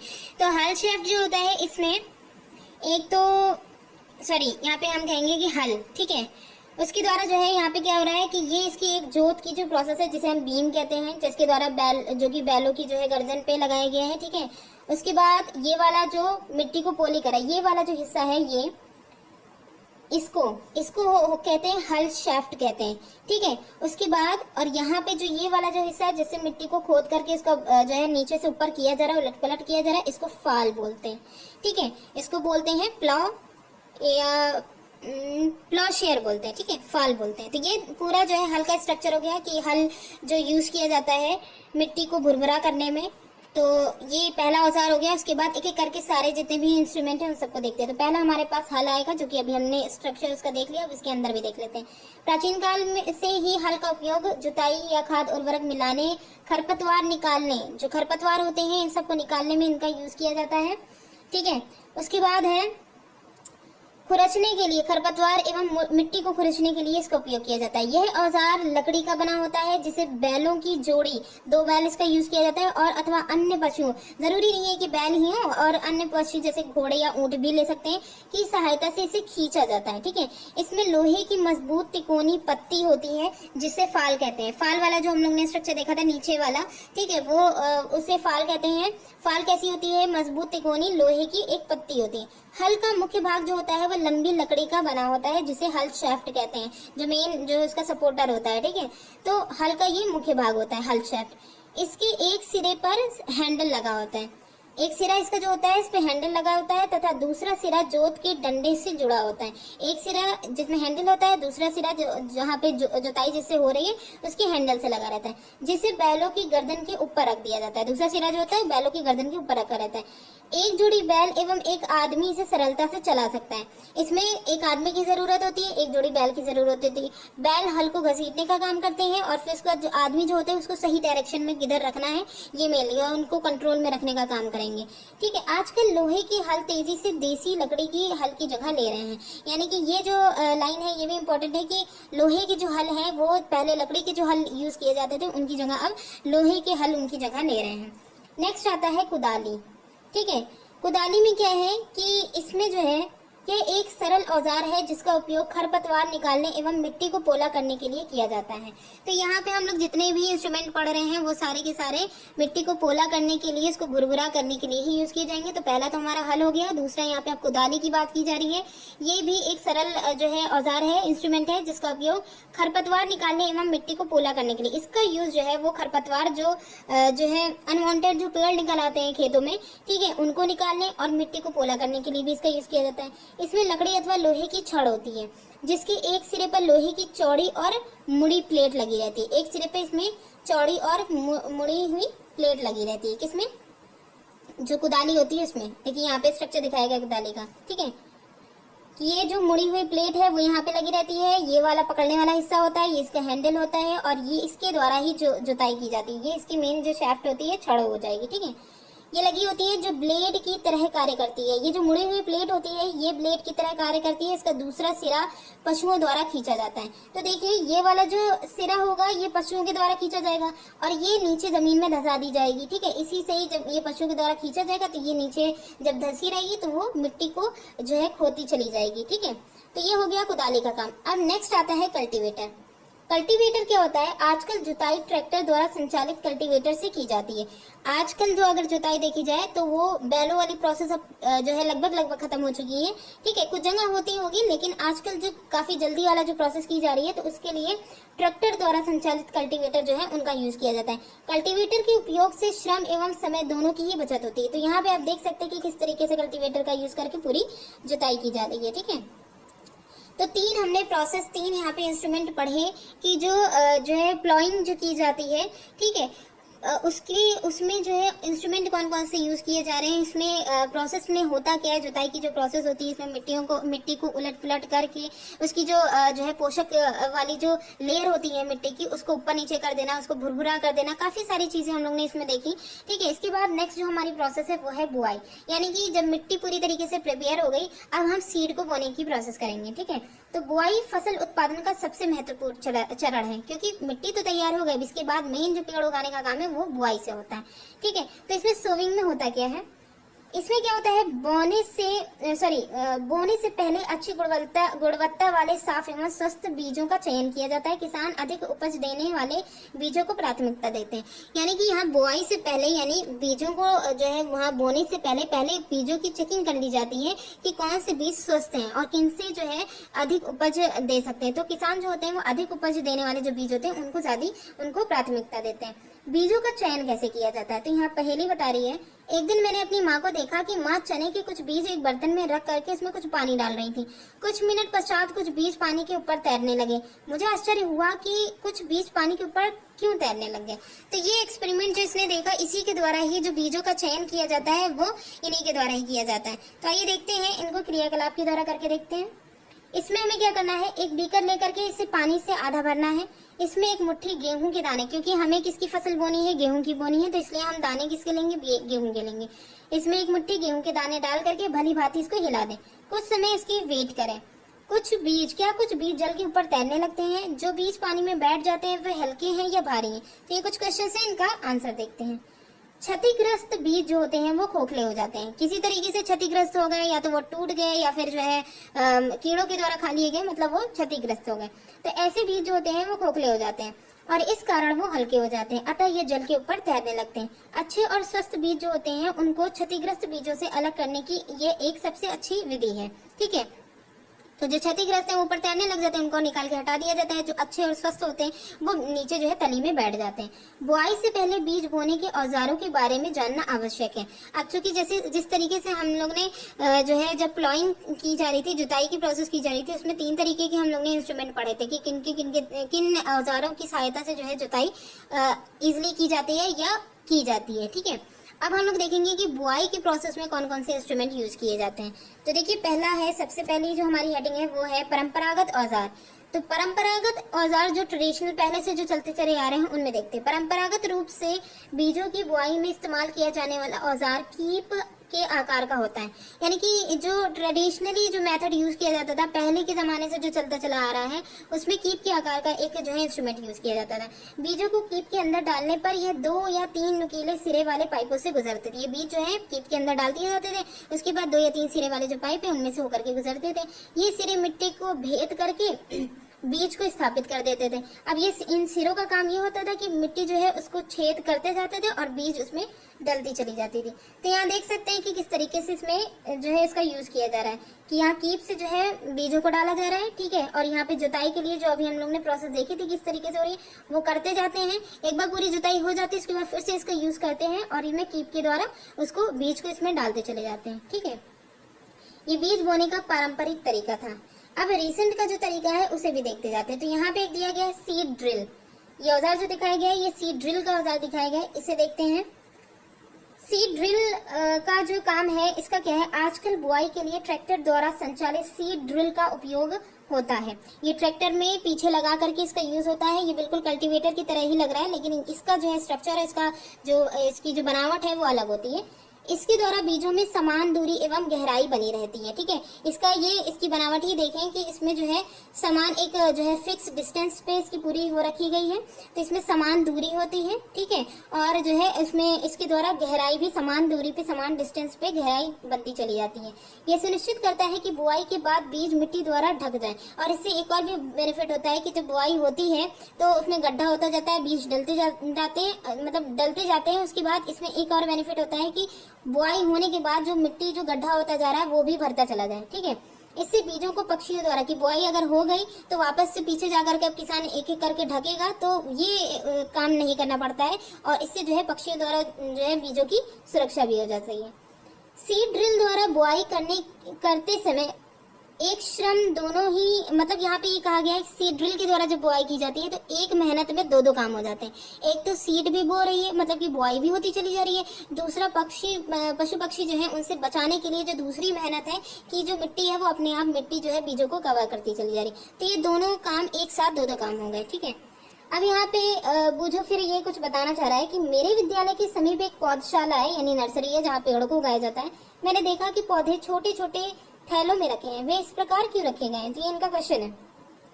तो पहले इनकी हेल्प कर रही है कि जैसे धान है, धान जैसे कुछ पौधों के बीज को पहले पौधशाला में उगाया जाता है। धान के कुछ ऐसे पौधे होते हैं जिनके बीज जो है उनको पहले पौधशाला में उगाया जाता है, नर्सरी में उगाया जाता है। पौध जो है तैयार हो जाने पर उन्हें हाथों द्वारा खेत में रोपित किया जाता है, यानी कि इसको पहले नर्सरी में उगाया जाता है। उसके बाद इतने पौधे इतने बड़े हो जाते हैं कि अब इनको सही तरीके से जो है मतलब हर चीज उसकी डेवलप हो जाती है, उसकी रूट, उसकी स्टेम, उसकी लीव्स वगैरह डेवलप हो जाती है। उसके बाद खेत में उनको एक एक करके प्रॉपर डिस्टेंस पे उनको रोपित कर दिया जाता है, ठीक है, इसमें फिक्स कर दिया जाता है। कुछ वनीय पौधे एवं पुष्पी पौधों की पौधशाला में उगाए जाते हैं। कुछ ऐसे वनीय वन में जो उगने वाले जो पौधे हैं उनको भी पुष्पी पौधों की, जहाँ पे फ्लावर्स की जो है रोपिंग वगैरह होती है, वहां पे उस पौधशाला नर्सरी में उसको उगाया जाता है। फिर यहाँ पे है पौधों को अत्यधिक घने होने से रोकने के लिए बीजों के बीच उचित दूरी होना अत्यंत महत्वपूर्ण है। इसके लिए ये जो फिक्स डिस्टेंस रखी गई है वो इसलिए भी जरूरी है कि पौधों के बीच में जब एक उचित दूरी बनी रहेगी तो इससे क्या होगा कि भाई जाहिर सी बात है जो पेड़ पौधे हैं उनकी रूट और उनके स्टेम्स के बीच में जब उनका डेवलपमेंट होता है तो ये काफी स्पेस लेते हैं, तो उनको प्रॉपर स्पेस मिल सके और जो सूर्य का प्रकाश या पोषक तत्व और जल वगैरह उनको पर्याप्त मात्रा में मिल सके, एक दूसरे के बीच में प्रतिस्पर्धा ना हो उनके घने होने की वजह से, अगर पास में लगे होंगे तो ये सारी चीजों से बचाने के लिए उनके थोड़ा सा डिस्टेंस में रखना जरूरी रहता है। तो यहाँ पे है कि पौधों को सूर्य का प्रकाश, पोषक तथा जल पर्याप्त मात्रा में प्राप्त हो सके, इस वजह से उनको इतना घना नहीं लगाना चाहिए। अधिक घनेपन को रोकने के लिए कुछ पौधों को निकालकर हटा दिया जाता है कि जब कभी ऐसा होता है कि कुछ डिस्टेंस जो है मतलब कि मेजरमेंट सही नहीं हो पाता है तो अधिक घनापन हो जाता है, ठीक है, पेड़ों के उगने के बाद। तो अगर ऐसा कुछ हो रहा है तो उनमें से कुछ पौधों को अलग कर दिया जाए। खाद, नेक्स्ट हेडिंग हमारी है खाद एवं उर्वरक का मिलाना। तो अब हमने कितनी प्रोसेस पढ़ ली, 2 प्रोसेस पढ़ ली। सबसे पहले हमने मिट्टी को तैयार कर लिया, प्रिपेयर कर लिया जुताई के द्वारा। दूसरी, जब प्रिपेयर हो गई मिट्टी उसके बाद पानी और उर्वरक का उसमें जो छिड़काव करना था वो भी हो गया था। उसके बाद फिर हमने बुआई की, बीजों की बुआई की। उसके बाद उसमें जो है हम लोगों ने ड्रिल जो मेथड था उसके द्वारा हमने इसको पढ़ा, उसमें एक इंस्ट्रूमेंट ड्रिल का पढ़ा, ठीक है, सीड ड्रिल का। अब नेक्स्ट हेडिंग हमारी है खाद एवं उर्वरक। तो उर्वरक कब मिलाया जाता है या क्यों मिलाया जाता है, इसका जरूरत क्या है, तो इसे जानना बहुत जरूरी है।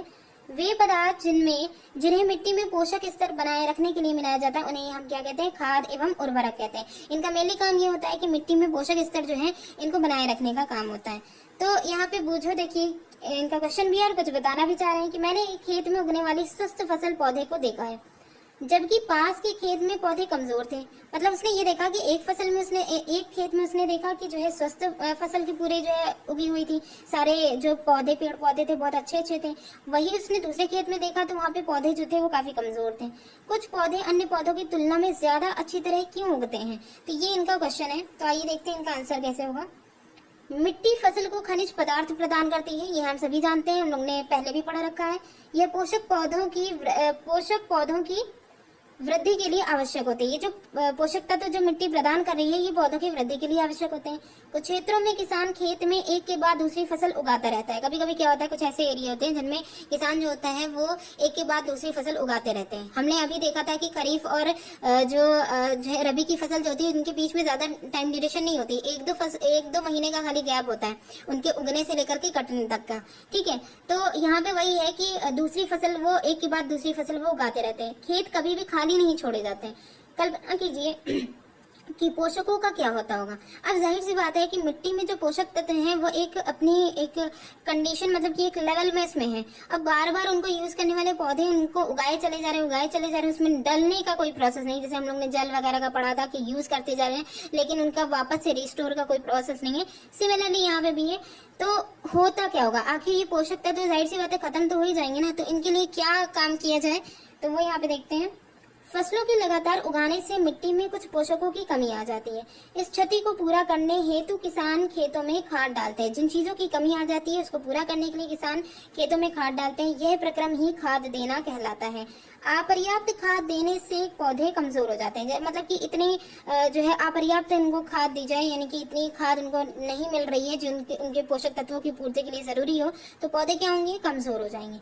खाद एक कार्बनिक जैविक पदार्थ है जो कि पौधों या जंतु अपशिष्ट से जो है प्राप्त होती है। ठीक है, तो यहाँ पे ये बताया है कि जो ये खाद जो कि कार्बनिक पदार्थ होता है, क्योंकि यहाँ पे खाद की बात की जा रही है, उर्वरक की भी बात नहीं की जा रही है। तो खाद जो होता है वो क्या होता है, खाद और उर्वरक में अंतर है, ये हम नीचे भी अभी पूरा अच्छे से डिस्कस करेंगे। तो पहले हम ये जान लें कि खाद जो है वो एक कार्बनिक पदार्थ है, कार्बनिक यानी जैविक पदार्थ है जो कि पौधों या जंतुओं के जो अपशिष्ट होते हैं उनसे प्राप्त होती है, उनसे ये बनती है। किसान पादप एवं जंतु अपशिष्टों को एक गड्ढे में, किसान आखिर ये बनाते कैसे हैं, ये क्या करते हैं, पादप और जंतु के जो अपशिष्ट होते हैं उनको गड्ढे में डालते जाते हैं तथा इसका अपघटन होने के लिए खुले में छोड़ देते हैं। इसका अपघटन होते रहे सूक्ष्म जीवाणुओं के द्वारा, इसको खुले में छोड़ देते हैं। अपघटन कुछ सूक्ष्म जीवों द्वारा होता है। अपघटित पदार्थ खाद के रूप में उपयोग किया। अब ये जो पदार्थ जो अपघटित हो गया, अब इसको खाद के रूप में उपयोग किया जा रहा है। आपने क्लास 6 में वर्मी कंपोस्टिंग अथवा केचुए के द्वारा खाद तैयार करने के विषय में पढ़ चुके हैं। हम लोग ने ये बहुत ही अच्छे से वो भी दो बार से डिस्कस किया था। ठीक है, अब नेक्स्ट है हमारा क्रियाकलाप 1.2। इसमें हमें देखना है कि कैसे क्यों हमें इसकी जरूरत पड़ रही है। तो क्रियाकलाप के द्वारा पहले हम इसको देखें। मूंग अथवा चने के बीज लेकर उन्हें अंकुरित कीजिए। मूंग और चने के बीज लिए उन्हें अंकुरित कीजिए। इनमें से एक ही आकार वाले 3 नवोद्भिद छांट लीजिए। अब जब पेड़ नवोद्भिद बन गए, यानी उनमें रूट और स्टेम जो है निकल आया, तो हमने 3 नवोद्भिद को हमने छांट लिया। अब 3 ग्लास लें अथवा ऐसे ही पात्र लें, या तो 3 ग्लास लें या फिर इसी के जैसे कोई पात्र ले लें, उसमें ABC निशान लगाएं। ग्लास A में थोड़ी सी मिट्टी लेकर के उसमें थोड़ी सी गोबर की खाद मिलाएं। ग्लास B में समान मात्रा की मिट्टी लेकर के उसमें थोड़ा सा यूरिया मिलाएं। ग्लास C में कुछ मिट्टी लीजिए बिना कुछ मिलाए, ग्लास C में कुछ भी नहीं मिलाना है। अब इनमें पानी की समान मात्रा डालकर सुरक्षित स्थान पर रख दीजिए। इसमें पानी दे करके सब में इक्वली और उनको सुरक्षित स्थान पर रख देना है। प्रतिदिन पानी देते रहना है। अब 7 से 10 दिनों के बाद उनकी हमें वृद्धि को नोट करना है। ठीक है, तो ABC जैसे हमने जो है इसको बना रखा था, इसकी हमें वृद्धि को नोट डाउन करना है। कम से कम 7 से 10 दिन तक के हमें इसको जो है वैसे ही पानी देते रहना है। उसके बाद फिर हम उसकी वृद्धि को एक एक करके देखेंगे। तो यहाँ पे है, क्या तीनों ग्लासों के पौधों में वृद्धि की जो गति है वो क्या एक समान है तीनों ग्लासों में? क्वेश्चन है, किस ग्लास में पौधों की वृद्धि बेहतर है, किस ग्लास में पौधे की वृद्धि सबसे अधिक है? तो आइए देखते हैं एक करके। सबसे पहले है कि उर्वरक रासायनिक पदार्थ हैं जो विशेष पोषकों से समृद्ध हैं। तो यहाँ पे 2 चीज पता चलेगी। हम लोग ने पहले बात किसकी की थी, खाद की थी। दूसरी यहाँ पे जो बात की जा रही है वो किसकी की जा रही है, उर्वरक की बात की जा रही है। तो यहाँ पे वही बात की मतलब कि यहाँ पे कर रहे हैं कि जो उर्वरक होते हैं वो रासायनिक पदार्थ होते हैं जो कि विशेष पोषकों से समृद्ध होते हैं। वे खाद से कैसे भिन्न होते हैं, जो खाद हम लोग ने अभी पढ़ी उससे कैसे भिन्न होते हैं। तो उर्वरक का उत्पादन फैक्ट्रियों में किया जाता है, ये एक रासायनिक प्रोसेस के द्वारा ये बनते हैं। उर्वरक के कुछ यहाँ पे उदाहरण दिए गए हैं, जैसे कि यूरिया है, अमोनियम सल्फेट है, सुपर फास्फेट है, पोटाश है, एनपीके, नाइट्रोजन, फास्फोरस और पोटेशियम।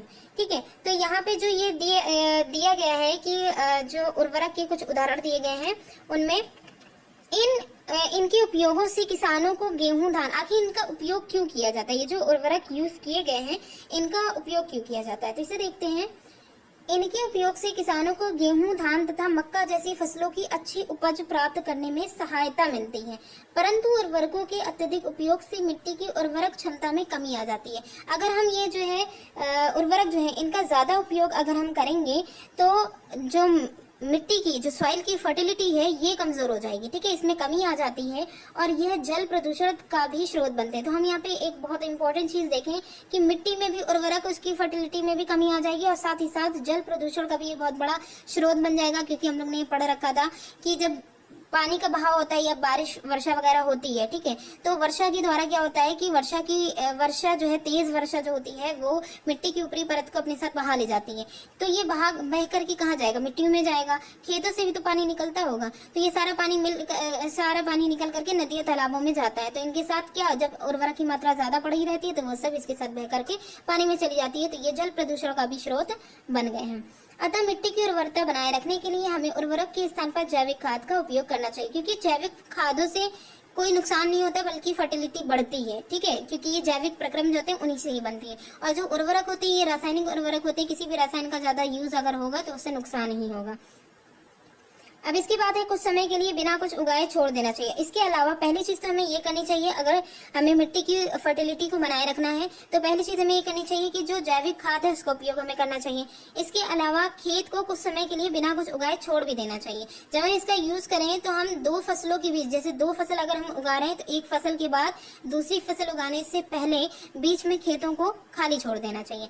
तो इस तरीके से भी जो है उसकी फर्टिलिटी, जो उसमें पोषक तत्वों की कमी है उसमें अपना डाल करके जो भी चीज हम उसमें मिला सकते हैं मिट्टी में, तो उससे हम उसकी पूर्ति कर सकें, क्योंकि अभी तो इनका यूज हो नहीं रहा है। खाद के उपयोग से मिट्टी की गठन एवं जल अवशोषण क्षमता में भी वृद्धि होती है। खाद का एक और बेनिफिट है कि इससे मिट्टी का जो गठन है एवं जल के अवशोषण की क्षमता भी, मिट्टी में वो और ज्यादा उसकी उर्वरकता, उसकी फर्टिलिटी को बढ़ाने का काम भी कर रही है, साथ ही साथ जल के अवशोषण की जो क्षमता है उसमें भी वृद्धि हो रही है। इससे मिट्टी की सभी पोषकों की प्रतिपूर्ति हो जाती है। मिट्टी में जितने भी पोषक तत्वों की जरूरत होती है उन सबकी जो है इसमें प्रतिपूर्ति हो जाती है, क्योंकि हम जानते हैं कि मिट्टी पौधों को क्या प्रोवाइड करती है, जल प्रोवाइड करती है और साथ ही साथ पोषक तत्वों को प्रोवाइड करती है। मिट्टी में पोषकों की प्रतिपूर्ति का अन्य तरीका है फसल चक्रण। फसल चक्रण भी बहुत ही इंपॉर्टेंट है, जिससे जो है मिट्टी की जो फर्टिलिटी है उसको, उसकी उर्वरकता को फिर से जो है बहाल किया जा सकता है। जैसे ये एक फसल के बाद खेत में दूसरे किस्म की फसल एकांतर क्रम में उगाकर किया जा सकता है। ये कैसे किया जा सकता है, जैसे एक फसल उगाई गई उसके बाद जो बीच में गैप रहा उसमें दूसरी फसल को अगर उगा दिया जाए तो इसमें फसल एकांतर क्रम में जो उगाई जा रही है इसी को ही फसल चक्रण कहते हैं। इसके द्वारा भी जो है पोषक तत्वों की जो प्रतिपूर्ति है उसको किया जा सकता है।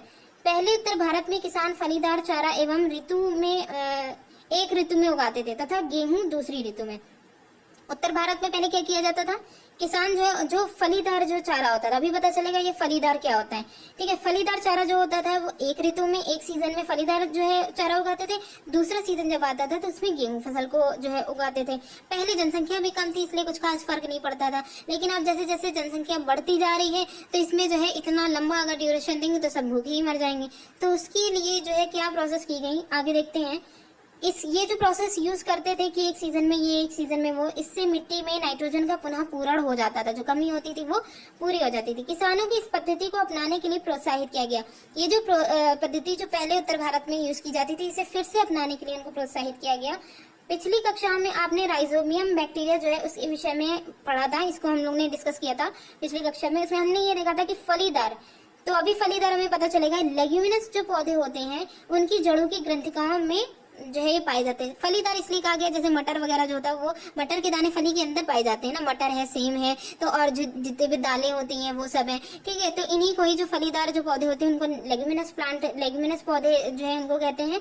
इनकी जो जड़ें होती हैं उनमें नोड्यूल्स पाए जाते हैं, उनमें ग्रंथिकाएं पाई जाती हैं, उनमें वायुमंडलीय नाइट्रोजन का स्थिरीकरण करते हैं। कौन? राइजोबियम बैक्टीरिया जो होते हैं, वो लेग्यूमिनस प्लांट की जो जड़ें होती हैं उनमें ये पाए जाते हैं। और ये क्या करते हैं, ये लाइन बहुत इंपॉर्टेंट है, बहुत ही ज्यादा जो है एग्जाम्स में पूछी गई है, ये मेरे ख्याल से टेट में भी आई थी ये क्वेश्चन। ठीक है, क्या आया था कि ये देखिएगा कि राइजोबियम जो बैक्टीरिया है ये पौधों की जड़ों की ग्रंथिकाओं में ये पाए जाते हैं, वायुमंडलीय नाइट्रोजन का स्थिरीकरण करते हैं। ये ध्यान रखिएगा, वायुमंडल में पाई जाने वाली जो नाइट्रोजन है उसका स्थिरीकरण करने का, उसका फिक्सेशन करने का काम कौन करते हैं? राइजोबियम बैक्टीरिया करते हैं। ठीक है, तो यहाँ पे एक क्वेश्चन आपको मिल गया। अब यहाँ पे दिया गया कुछ उर्वरक दिए गए हैं और उनके खाद में अंतर दिया गया है। यहाँ पे जैसे अभी हम लोगों ने डिस्कस किया था उर्वरक और खाद में अंतर क्या होता है, तो इसे देखते हैं। ठीक है, तो यहाँ पे जो उर्वरक है फर्टिलाइजर, उनको देख लेते हैं। फर्टिलाइजर जो होता है उर्वरक एक मानव निर्मित लवण है, और यहाँ पे खाद मैन्योर जो होता है वो क्या होता है? खाद एक प्राकृतिक पदार्थ है जो गोबर एवं पौधों के अवशेष के विघटन से प्राप्त होता है। ठीक है, नेक्स्ट है उर्वरक का जो उत्पादन है यानी कि फर्टिलाइजर का, वो फैक्ट्रियों में किया जाता है रासायनिक तौर से, और खाद जो है वो खेतों में बनाई जा सकती है, एक गड्ढा खोद करके बनाई जा सकती है। उर्वरक से मिट्टी को ह्यूमस प्राप्त नहीं होती है, मिट्टी जो होती है उसको ह्यूमस प्राप्त नहीं होती है। ठीक है, और जो है खाद जो होती है, खाद से मिट्टी को ह्यूमस प्रचुर मात्रा में प्राप्त होती है। उर्वरक जो होते हैं उनको पादप पोषक जैसे कि नाइट्रोजन, फास्फोरस, पोटेशियम प्रचुर मात्रा में होते हैं। जो फर्टिलाइजर जो होते हैं इनमें जो पादप पोषक पदार्थ जो होते हैं नाइट्रोजन, फास्फोरस और पोटेशियम, ये सब प्रचुर मात्रा में होते हैं। जबकि जो खाद होती है मैन्योर जो होती है इसमें पादप पोषक तुलनात्मक रूप से उर्वरक की तुलना में अगर देखा जाए तो कम होते हैं। ठीक है, तो ये अंतर हो गया। ये अंतर क्वेश्चन में आपको बहुत हेल्प करेगा, इसे अच्छे से देखिएगा। आगे देखते हैं कि जो सारणी में दिया गया था उर्वरक और खाद के बीच में अंतर बताए गए थे। अब यहाँ पे खाद के लाभ क्या क्या हैं, हम लोग ने शुरू में भी थोड़े से लाभ इसको डिस्कस किए थे, यहाँ पे और अच्छे से देख लेते हैं। जो मैन्यूर है इसका बेनिफिट क्या है? जैविक खाद उर्वरक की फर्टिलाइजर्स की अपेक्षा अधिक अच्छी मानी जाती है। इसका मुख्य कारण क्या है? पहला तो इसका काम ये हो जाएगा कि इससे मिट्टी की जल धारण क्षमता जो है वो उसमें वृद्धि होगी, जल को और ज्यादा धारण करने की, उसको जो है एब्जॉर्ब अपने अंदर रखने की जो क्षमता है वो बढ़ेगी।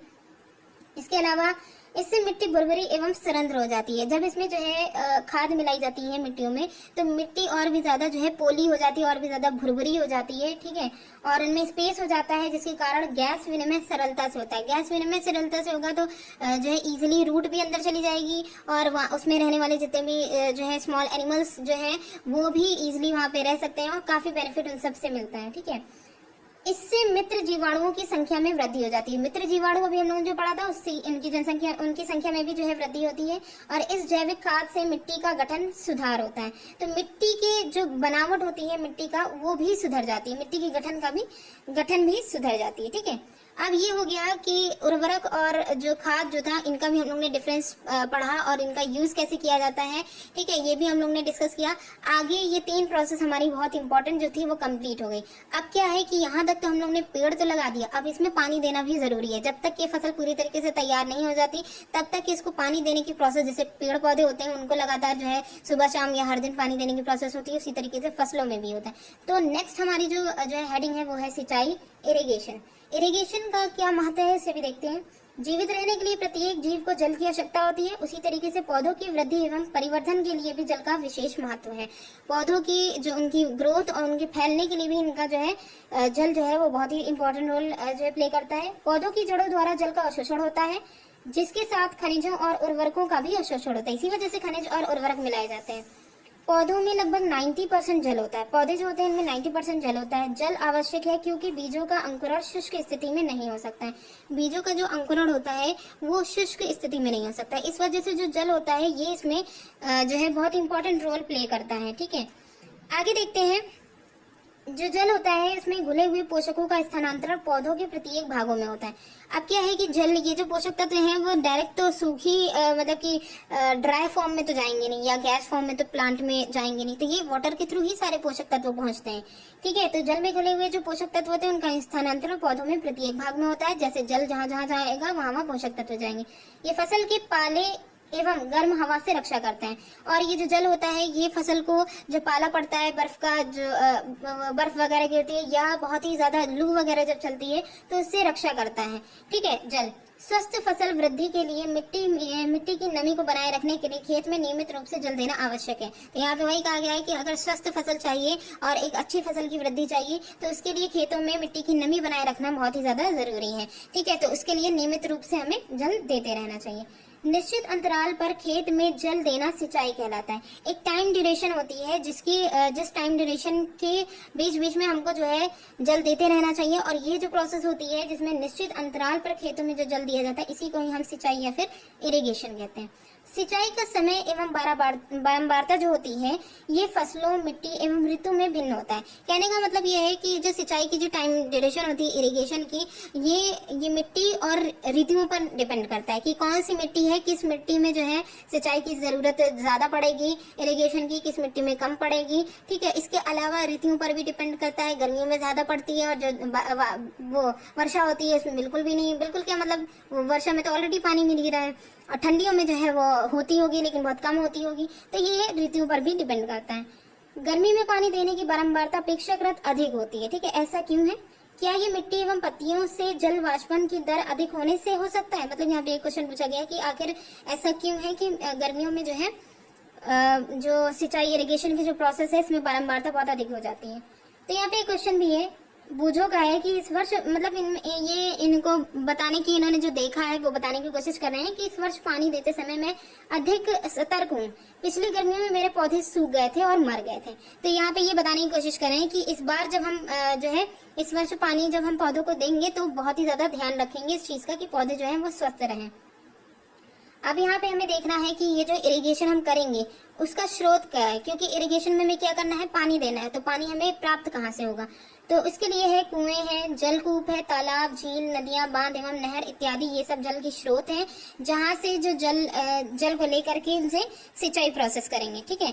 अब यहाँ पे एक पिक्चर में जो है दिखाया गया है, यहाँ पे कुछ प्रोसेस हैं वो दिखाई गई है। जैसे कि यहाँ पे दिखाया गया है, यहाँ पे एक प्रोसेस यहाँ पे दिखाई गई है, मोट है। ठीक है। फिर है चेन पंप दिखाया गया है। फिर यहाँ पे एक चित्र में है ढेकली के द्वारा किस तरीके से जो है पानी जो है जो खेत है उनमें पहुंचाया जाएगा।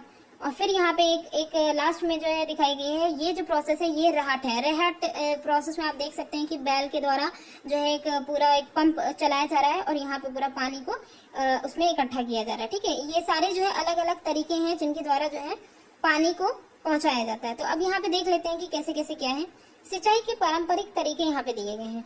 तो कुओं, झीलों एवं नहरों में उपलब्ध जल को निकालकर खेतों तक पहुंचाने के तरीके विभिन्न क्षेत्रों में भिन्न भिन्न होते हैं। कुछ ऐसे क्षेत्र होते हैं कुछ ऐसे खेत होते हैं जिनके जो है नदी तालाब जो होते हैं उनके पास होते हैं तो इतनी ज्यादा प्रॉब्लम नहीं होती। लेकिन कुछ ऐसे एरियाज होते हैं जिनसे अगर नदी तालाब काफी दूर होते हैं, नहरें दूर होती हैं, तब उनके खेतों में जो है सिंचाई के लिए कैसे वहां तक पानी पहुंचाया जाए, तो वो यहाँ पे दिया गया है कि अलग अलग क्षेत्रों में अलग अलग तरीके का होता है। जैसे कि यहाँ पे है मवेशी अथवा मजदूर जो होते हैं वो इन विधियों में इस्तेमाल किए जाते हैं। जब ये जो सिंचाई की जब प्रोसेस होती है तो सिंचाई की प्रोसेस में मवेशी या फिर मजदूरों का यूज किया जाता है।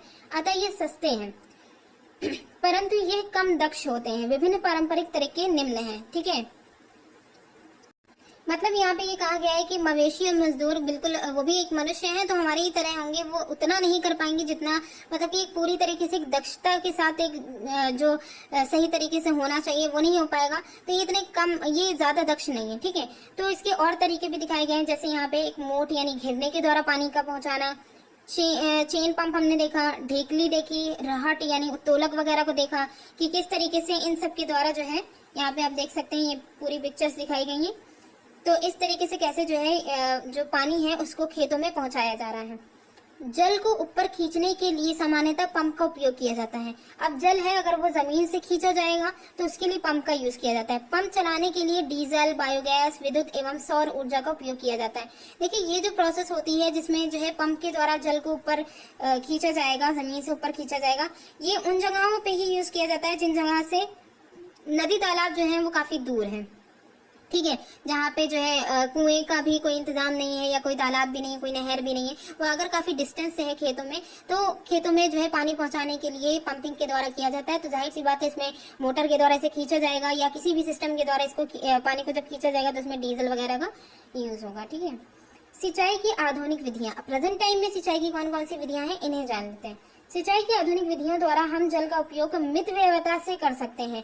मतलब क्योंकि ये जो आधुनिक विधियां दी गई हैं, इसका रीजन यहाँ पे ये भी है क्योंकि जल की कमी धीरे धीरे जो है कमी होती जा रही है। क्योंकि हम जानते हैं कि जो फसलें होती हैं उनमें जो है इरिगेशन के समय में काफी जल की जरूरत पड़ती है।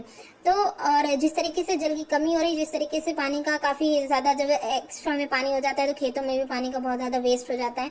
तो उससे रोकने के लिए आधुनिक तरीके ये अपनाए गए हैं कि इरिगेशन की प्रोसेस भी पूरी कंप्लीट हो जाए, सही तरीके से जो पौधे हैं उनमें पानी भी पहुंच जाए और पानी का वेस्ट भी ना हो। तो आइए देखते हैं कौन कौन से यहाँ पे तरीके हैं। तो पहला है छिड़काव तंत्र। स्प्रिंकल सिस्टम में क्या है, इस विधि का उपयोग असमतल भूमि के लिए किया जाता है। ऐसी भूमि जो असमतल हो, एक जैसी नहीं है, ऊपर नीचे उबड़ खाबड़ होगी, जहां पर जल कम मात्रा में उपलब्ध हो। ऐसी जगह जहां पे भूमि भी असमतल है और वहां पे जल जो है वो कम मात्रा में उपलब्ध है, ऐसी जगहों पे स्प्रिंकल विधि का यूज किया जाता है। तो यहाँ पे होता क्या है, ऊर्ध्व पाइप नलों के ऊपरी सिरे पर घूमने वाले नोजल लगे होते हैं। इसमें नल का जो ऊपरी सिरा होता है वहां पे एक नोजल लगा दिए जाते हैं जो कि घूमते रहते हैं।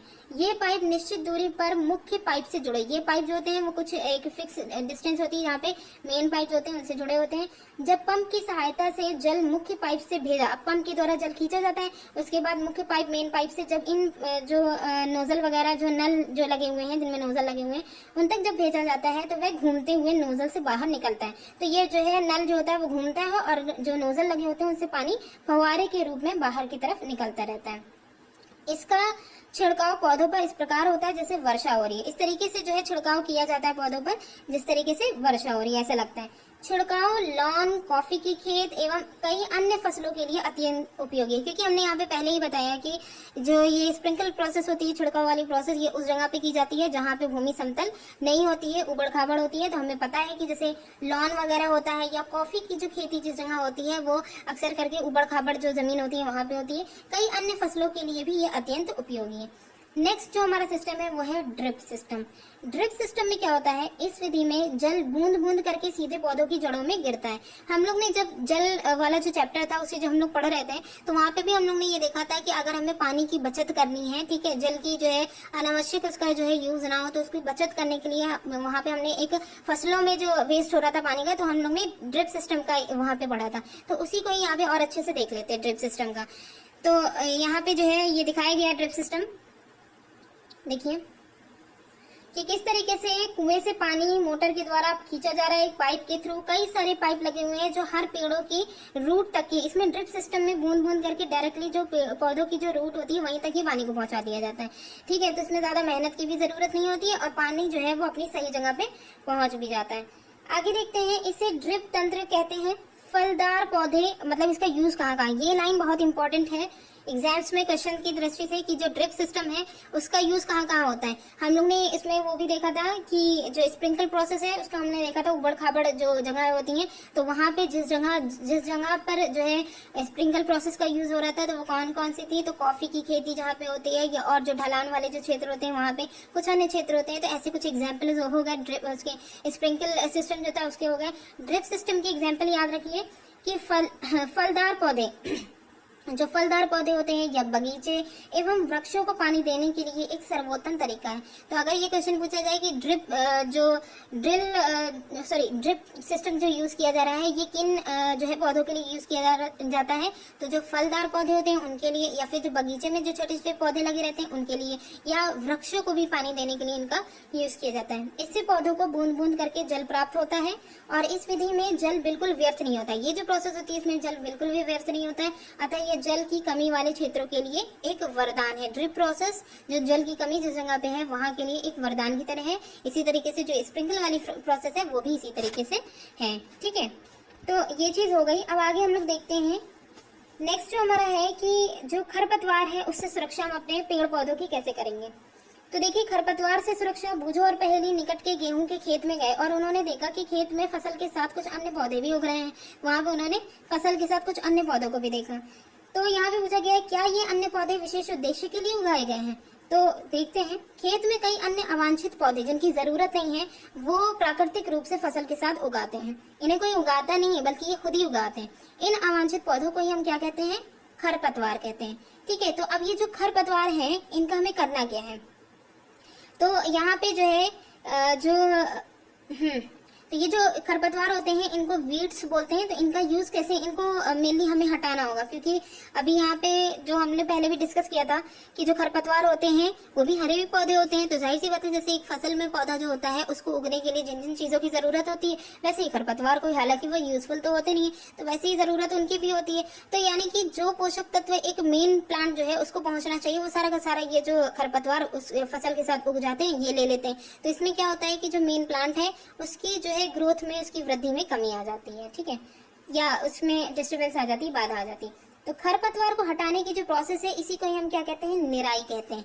तो निराई वाली जो प्रोसेस है ये यहाँ पे जो है बहुत ही ज्यादा इंपॉर्टेंट है कि इसमें मेनली होता क्या है कि जो खरपतवार होते हैं उनको हटाने की जो प्रोसेस होगी वो निराई होगी। निराई आवश्यक है क्योंकि खरपतवार जल, पोषक, जगह और प्रकाश की स्पर्धा पर फसल की जो वृद्धि है उस पर प्रभाव डालते हैं, क्योंकि जिन जिन चीजों की जरूरत फसल को चाहिए उन सब के बीच में ये प्रतिस्पर्धा जो है उत्पन्न कर देते हैं, क्योंकि इनका कोई यूज भी नहीं है, सारी चीजें ये खुद भी यूज करे जा रहे हैं।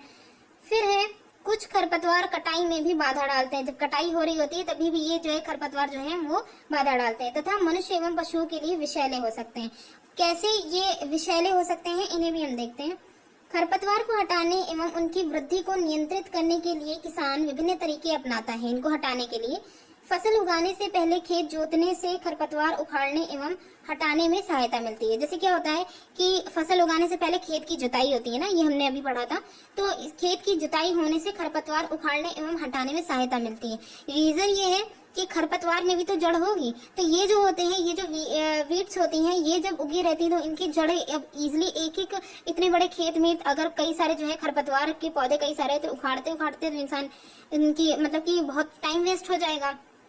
तो क्या होगा कि जब जुताई होती है तो ऑलरेडी जो है जो मिट्टी है उसको पोला कर दिया जाता है, तो इजीली ये सारे जो पेड़ होते हैं वो निकल जाते हैं, ठीक है। इससे खरपतवार पौधे सूखकर और फिर ये निकल भी जाते हैं, और जुताई करने के बाद जब कुछ समय के लिए जो है खेत को जब छोड़ दिया जाता है तो खरपतवार जो कि मिट्टी से बाहर हो गए हैं तो वो सूख करके मर जाते हैं और मिट्टी में ही ये मिल जाते हैं। खरपतवार हटाने का सर्वोत्तम समय उनमें पुष्पण एवं बीज बनने से पहले होता है। यानी कि ये जो खरपतवार होते हैं इनमें बीज बनने से पहले ही अगर उनको उखाड़ दिया जाए, उनको हटा दिया जाए, तो ये सबसे अच्छा तरीका होता है। इसके बाद उगने की जो उनकी प्रोसेस होती है वो तो वहीं पे ही खत्म हो जाएगी। खरपतवार पौधों को हाथ से जड़ सहित उखाड़कर अथवा भूमि के निकट से काटकर समय समय पर हटा दिया जाता है। क्या होता है कि जब ये जुताई हो जाती है उसके बाद बुआई वगैरह के बाद, ऐसा नहीं है कि पूरी प्रोसेस होने के बाद फिर खरपतवार उगते ही नहीं होंगे, तभी भी उगते हैं। लेकिन उस समय क्या किया जाता है, इनको या तो जड़ से उखाड़ दिया जाता है या फिर भूमि से ही उनको काट करके समय समय पर अलग कर दिया जाता है। ये कार्य किया किससे जाता है, खुरपी या फिर हैरो की सहायता से ये किया जाता है, खरपतवार को उखाड़ने का काम। रासायनिक उपयोगों से भी खरपतवार नियंत्रण किया जाता है। ये यहाँ पे ध्यान रखना बहुत जरूरी है कि जो खरपतवार नाशी जो होते हैं इनको हटाने के लिए भी रसायनों का उपयोग किया जाता है, जिन्हें हम क्या कहते हैं, खरपतवार नाशी कहते हैं, ठीक है। अब इनमें कौन कौन से एग्जाम्पल देख लिए कि यहाँ पे 2,4-D का यूज किया गया। ये एक खरपतवार नाशी है, 2,4-D, ये एग्जाम्पल के तौर पे दिया गया है। ये खरपतवार जो है उन पर नियंत्रण के लिए इस जो है रसायन का यूज किया जाता है। खेतों में इनका छिड़काव किया जाता है जिससे खरपतवार पौधे मर जाते हैं, परंतु फसल को कोई हानि नहीं होती है। इनका यूज इसी वजह से किया जाता है। खरपतवार नाशी को जल में आवश्यकता अनुसार मिला करके स्प्रेयर फुहारा की सहायता से खेत में छिड़काव करते हैं। ये जो खरपतवार नाशी है इनको जल में ही मिला करके जो है खेतों में छिड़काव किया जाता है, और फिर जो खरपतवार होते हैं वो उन पर जब ये पड़ता है तो फिर ये वो मर जाते हैं। तो इस तरीके से खरपतवार को जो है हटाने का रासायनिक तरीका भी हम लोगों ने देख लिया, ठीक है, कि कैसे खरपतवार नाशी जो है उनका यूज किया जाता है। अब यहाँ पे क्वेश्चन है बूझो का, क्या खरपतवार नाशी का प्रभाव इसको छिड़कने वाले व्यक्ति पर भी पड़ता है जो छिड़क रहा होता है? तो आइए देखते हैं। जैसे कि पहले बताया गया है कि खरपतवार की वृद्धि के समय तथा पुष्पण एवं बीज बनने से पहले ही खरपतवार नाशी का छिड़काव करते हैं, ताकि जो है आगे की प्रोसेस वहीं पे ही रुक जाए, ठीक है। खरपतवार नाशी के छिड़काव से किसान के स्वास्थ्य पर भी प्रभाव पड़ सकता है। तो ये जो लाइन है ये बहुत इंपॉर्टेंट है कि खरपतवार नाशी का जब छिड़काव होता है तो किसान, क्योंकि एक रसायन है ना, तो रसायन से जो इंसान है उस पर भी इफेक्ट पड़ सकता है। अतः उन्हें इन रसायनों का जब जो है प्रयोग करें तो सावधानी पूर्वक करना चाहिए। छिड़काव करते समय उन्हें अपना मुंह एवं नाक कपड़े से ढक लेनी चाहिए। तो मतलब वो अगर ये सावधानी करेंगे तो उन्हें उनकी जो स्वास्थ्य है उस पर कोई फर्क नहीं पड़ेगा। अब क्या हो गया, खरपतवार जो थे उनको भी अब हटा दिया गया, ठीक है। खरपतवार सिंचाई के दौरान जो खरपतवार जो थे उनको हटा दिया गया, सिंचाई वाली प्रोसेस पढ़ ली गई। अब क्या है, हमारी फसल पूरी तरीके से बनकर के तैयार, पूरी तरीके से मतलब वृद्धि हो गई है, पूरी फसल तैयार है। अब फसल तैयार होने के बाद अब आती है कटाई की प्रोसेस। फसल की कटाई एक महत्वपूर्ण कार्य है, ठीक है। तो इसको देखते हैं। फसल पक जाने के बाद उसे काटना ही क्या कहलाता है, कटाई कहलाती है। कटाई के दौरान या तो पौधों को खींचकर उखाड़ लेते हैं अथवा उसे धरातल के पास से ही काट लेते हैं। दो प्रोसेस की जाती है, तो उखाड़ लिया जाता है या फिर धरातल के पास से ही काट लिया जाता है। एक अनाज फसल को पकने में लगभग 3 से 4 महीने का समय लगता है, ठीक है। उसके बाद हमारे देश में जो दराती होती है उसकी सहायता से हाथ द्वारा कटाई की जाती है। दराती यहाँ पे हंसिया जैसी दिखाई गई है, इसके द्वारा ही जो है जो फसल है उसकी एक एक करके उसकी कटाई की जाती है। अथवा एक मशीन का उपयोग भी किया जाता है जिसे हार्वेस्टर कहते हैं। मतलब कि जो फसलों की कटाई होती है उसको हाथों से भी किया जाता है दराई के द्वारा, दराती के द्वारा, और दूसरी एक मशीन होती है उसके द्वारा भी किया जाता है जिसको हार्वेस्टर बोलते हैं। काटी गई फसल से बीजों दानों को भूसों से अलग कर लिया जाता है। अब क्या है, देखिए हर एक प्रोसेस कटाई में ध्यान रखिएगा। सबसे पहले क्या करना है, कटाई में पौधों को या तो जड़ों के द्वारा, जड़ों से ही उखाड़ लिया जाता है अगर वो सॉफ्ट होंगे, या फिर उनको जड़ से ही उनको काट दिया जाता है, ठीक है। ये दो प्रोसेस यहाँ पे कुछ इंस्ट्रूमेंट दिए गए हैं उनके द्वारा होती है, दराती के द्वारा और हार्वेस्टर के द्वारा। ये हमारी कटाई हो गई। काटी, अब कटाई के बाद क्या होता है, जो काटी गई जो फसल है उसमें से, अब फसल में से बीज और दाने मेनली हमको चाहिए ना, तो उनको भूसों से, क्योंकि जो वेस्ट भूसा जो है उससे अगर हमें अलग करना है तो ये जो अलग करने की जो प्रोसेस है इसे हम थ्रेशिंग कहते हैं। तो हर एक पॉइंट को ध्यान रखिएगा कि कटाई में जब भूसों से बीज को अलग किया जाता है तो वो जो प्रोसेस होती है इसको थ्रेशिंग कहते हैं। ये कार्य कंबाइन मशीन जो होती है, थ्रेशिंग का कार्य कंबाइन मशीन जो होती है उसके द्वारा किया जाता है। फिर इसके बाद क्या किया जाता है, जो वास्तव में हार्वेस्टर और थ्रेशर का संयुक्त रूप है। ये जो कंबाइन मशीन जो होती है वो हार्वेस्टर और थ्रेशर जो होता है इन दोनों का संयुक्त रूप होती है। हार्वेस्टर का हम लोग ने देखा कि जो है फसल जो है उनको काट लिया जाता है, उसके बाद जो है काटने के बाद थ्रेशर का संयुक्त रूप। तो प्रेजेंट टाइम में जो अगर ये यूज हो रही है तो ये हार्वेस्टिंग मशीन जो है इसके साथ दो काम एक ही साथ किया जाता है। तो प्रेजेंट टाइम में इन्हीं जो है इंस्ट्रूमेंट का यूज किया जाता है, ठीक है। तो ये कंबाइन मशीन का यूज किया जा रहा है। अब आगे देखते हैं। कटाई के बाद कभी कभी तने के टुकड़े खेत में ही रह जाते हैं जिन्हें किसान जला देते हैं। पहले इन टुकड़ों के खेत में जलाने के कारण चिंतित, मतलब यहाँ पहेली जो है वो ये जो टुकड़े जो बचते हैं उनको जो किसान जो होते हैं वो जला देते हैं। तो वो इन जो है जो टुकड़े हैं इनके जलने के कारण वो चिंतित है। वो जानती है कि इससे प्रदूषण होता है, इससे खेत में जो पड़ी फसल है उसमें आग लगने का भी खतरा है। प्रदूषण तो होता ही है, ठीक है। कार्बन डाइऑक्साइड की मात्रा इन फसलों की जलने से बहुत ज्यादा रिलीज होती है, ठीक है।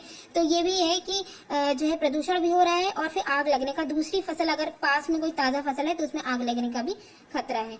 इसके बाद आती है कर विनोइंग अलग करते। एक मिनट, यहाँ पे जो ये कॉम्बाइन जो मशीन थी इसका जब यूज किया जा रहा था तो इसमें एक लाइन बोली गई थी, छोटे खेत वाले जो किसान होते हैं, बड़े खेत में मान लीजिए कंबाइन मशीन का यूज कर लिया गया, छोटे खेत वाले जो किसान होते हैं वो अनाज के दानों को फटक कर या इसी को ही हम विनोइंग कहते हैं, इसके द्वारा वो अलग कर लेते हैं। आप इसके विषय में जो क्लास 6 है उसमें हम लोग पढ़ चुके थे कि कैसे जो है थ्रेशिंग की जा रही थी, ठीक है। विनोइंग ये फटकने वाली मशीन यहाँ पे दिखाई गई है, ठीक है। इसके द्वारा जो है ये अलग कर लिया जाता है। अब यहाँ पे जैसे कटाई पर्व दिखाया गया है तो कटाई पर्व में देख लेते हैं क्या क्या चीजें हैं।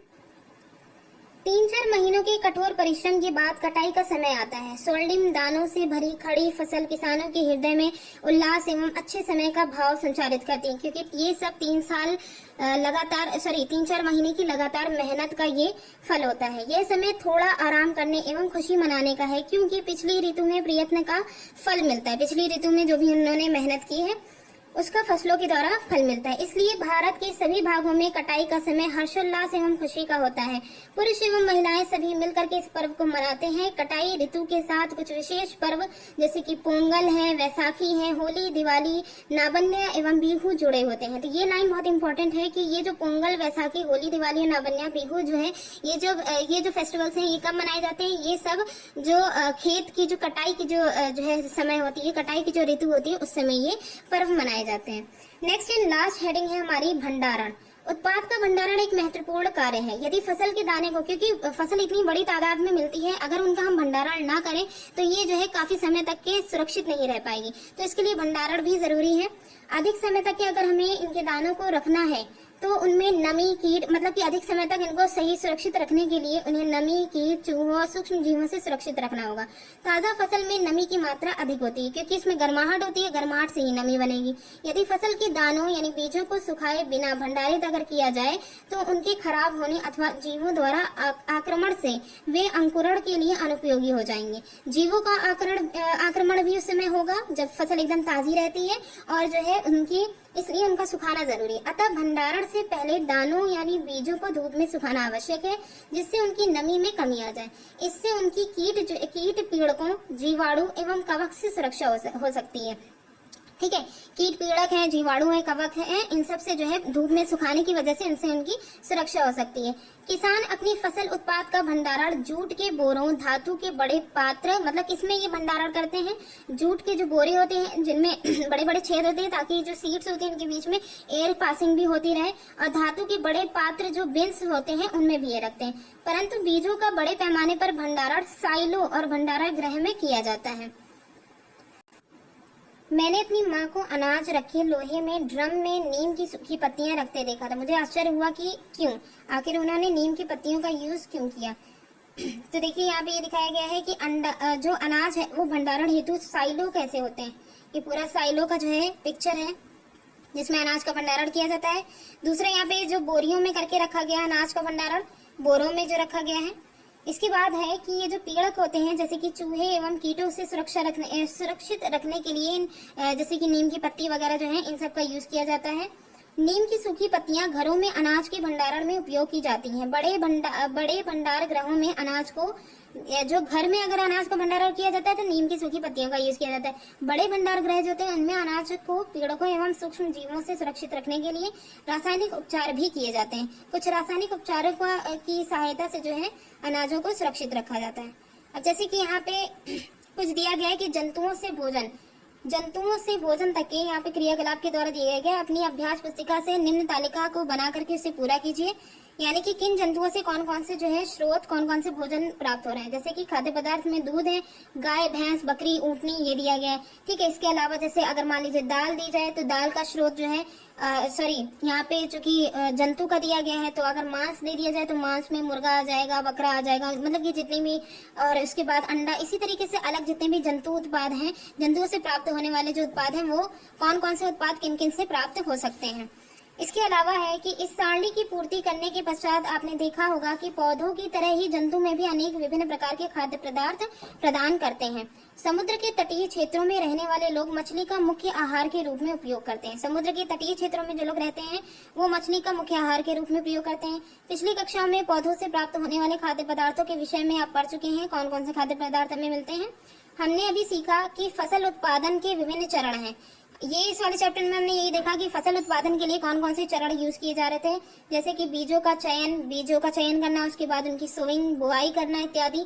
इसी प्रकार घरों में अथवा फार्म पर पालने वाले जो पालतू पशु होते हैं उनको भी उचित भोजन, आवास एवं देखभाल की आवश्यकता होती है। जो फार्म्स वगैरह में जो है पालतू पशुओं को जो पाला जाता है उनको भी उचित भोजन, आवास और देखभाल की आवश्यकता होती है। जब ये बड़े पैमाने पर किया जाता है तो इसे पशुपालन कहते हैं। वही हमने कहा था कि जब जो है पौधे जो है वो बड़े पैमाने पर उगाए जाते हैं, भोजन का उत्पादन बड़े पैमाने पर किया जाता है तो वो उनको फसल कहा जाता है। ठीक है, यहाँ पे पहेली की एक जो है बहुत ही अच्छी सूचना इसने यहाँ पे दी है। मछली स्वास्थ्य के लिए एक अच्छा आहार है। कैसे? हमें मछली से कॉड लिवर ऑयल जो होता है वो मिलता है और ये विटामिन डी का बहुत अच्छा स्रोत है। ठीक है, विटामिन डी की अधिक मात्रा इसमें पाई जाती है। तो ये जो है लाइन जो था ये बहुत ही इंपॉर्टेंट था और हमारा चैप्टर ये यहाँ पे बहुत जो है कंप्लीट हो जाता है। ये बहुत ही ज्यादा इंपॉर्टेंट क्वेश्चन जो है चैप्टर था, इसमें काफी अच्छे और इम्पोर्टेंट क्वेश्चन थे। तो आइए जो जरूरी क्वेश्चन है वो इनके डिस्कस कर लेते हैं। तो पहले यहाँ पे दिया गया है रिक्त स्थानों की पूर्ति कीजिए। तो देखिए यहाँ पे ऑप्शंस भी दिए गए रिक्त स्थानों के लिए। पहला है एक स्थान पर एक ही प्रकार के बड़ी मात्रा में उगाए जाने वाले जो पौधे होते हैं उनको हम क्या कहते हैं? फसल कहते हैं। ये पहला हो जाएगा। दूसरा है फसल उगाने से पहले प्रथम चरण मिट्टी की क्या होती है? तो पहले जो फसल उगाने से पहले जो पहला चरण होता है इसमें मिट्टी की तैयारी की जाती है। तो सेकंड पॉइंट हमारा ये हो जाएगा मिट्टी की तैयारी। उसके बाद थर्ड में है क्षतिग्रस्त बीज जो होते हैं वो जल की सतह पर क्या तैरने लगते हैं। ठीक है, उसके बाद लास्ट में फसल उगाने के लिए पर्याप्त सूर्य का प्रकाश एवं मिट्टी से जो है जल और पोषक तत्व प्राप्त होता है। ठीक है, तो ये जो जल और पोषक तत्व होते हैं वो मिट्टी से जो प्राप्त होते हैं ये आवश्यक होते हैं फसल उगाने के लिए। नेक्स्ट यहाँ पे मिलान दिया गया है, कॉलम ए को कॉलम बी से हमें मिलाना है। तो पहली है यहाँ पे खरीफ की फसल। खरीफ की फसल कौन कौन सी है? तो खरीफ की फसल में आ जाएगा धान और मक्का। ठीक है, ये खरीफ की फसल हो जाएगी। उसके बाद है रबी की फसल। तो रबी की फसल में क्या है? गेहूं, चना, मटर जो है ये रबी की फसल में आते हैं। फिर है रासायनिक उर्वरक। रासायनिक उर्वरक में आते हैं यूरिया एवं सुपर फॉस्फेट। ठीक है, उसके बाद लास्ट है कार्बनिक खाद। कार्बनिक खाद जो होती है इसमें पशु अपशिष्ट, गोबर, मूत्र और पादप अवशेष, ये सब कार्बनिक खाद में आते हैं। ठीक है, मिलान हो गया। उसके बाद है नेक्स्ट क्वेश्चन है थर्ड, इसमें है निम्न दो उदाहरण निम्न के देने हैं। जैसे कि यहाँ पे पहला दिया गया है खरीफ की फसल। खरीफ की फसल जो होती है इसमें दिया गया दो उदाहरण में, तो इसमें मक्का हो जाएगा, ऊपर भी ऑप्शंस दिए गए हैं। ठीक है, मक्का हो जाएगा और धान हो जाएगा, दो ऑप्शंस इसके हो गए खरीफ के। रबी की फसल में गेहूं हो जाएगा, चना हो जाएगा। ठीक है, गेहूं चना हो जाएगा। नेक्स्ट क्वेश्चन है निम्न पर। यहाँ पे बाकी के जितने भी यहाँ पे क्वेश्चंस दिए गए उन सब में आपको सारे जो चैप्टर में हमने बहुत अच्छे से डिस्कस किया था तो सब कंप्लीट हो जाएगा। ठीक है, तो आज की ये जो वीडियो है वो यहीं पे ही एंड होती है। Thanks for watching.